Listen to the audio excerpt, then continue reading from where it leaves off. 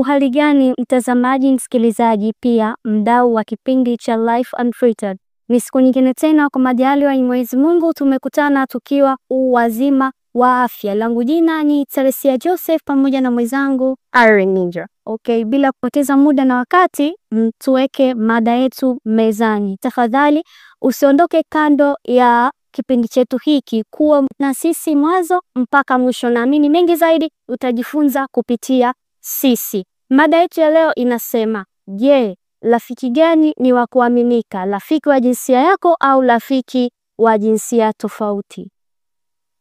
Basi nitamkaribisha dada Irene na yeye atuambie kwa mtazamo wake yeye anaonaje mada yetu ya leo.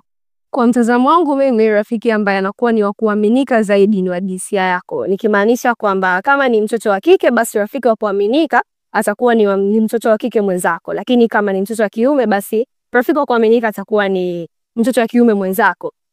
Kwa nini nasema hivi? Kwa sababu kwanza kuna uelewano wa kihisia na kimaumbile. Kuna vitu ambavyo unaweza ukapitia wewe kutokana na maumbile yako, na inakupa urahisi wewe kumuelezea mtu wa jinsia yako kwa sababu na yeye anapitia vitu hivyo hivyo. Mfano mzuri ni wadada ama watoto wa kike.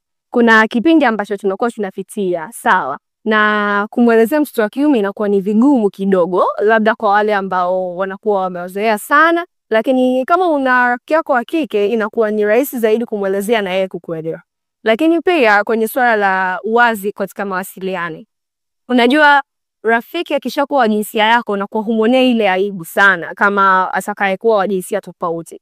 Kuna hisia ambazo unaweza ukazionyesha mbele yake ambazo ingekuwa ni wa jinsia tofauti, ingekuwa ni vigumu zaidi kumuelezea. Lakini kubwa zaidi ni kwamba kunaepusha migogoro ya kihisia. Watu wakishakuwa wa jinsia mbili tofauti, kunaweza ukawa kuna wivu, kunaweza ukawa kuna hisia za kimapenzi baina yao. Unaweza usione mwanzoni, lakini baada ya kipindi fulani mmoja wenu tu ataanza kuwa na hisia za kimapenzi. Kwa hiyo mimi msimamo wangu bado ni kwamba rafiki ambaye anakuwa wa kuaminika na ambaye anakuwa wa faida zaidi ni wa jinsia yako wewe. Bana, mjadala ni mkubwa sana, mjadala ni mzito. Mada mezani ilikuwa inasema, je, rafiki wa kuaminika ni wa jinsia yako ama ni wa jinsia tofauti?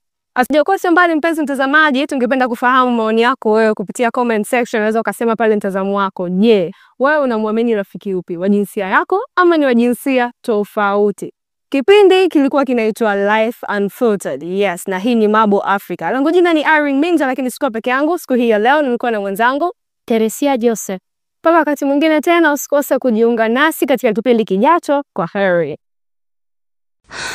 do do do do do do do do do do do do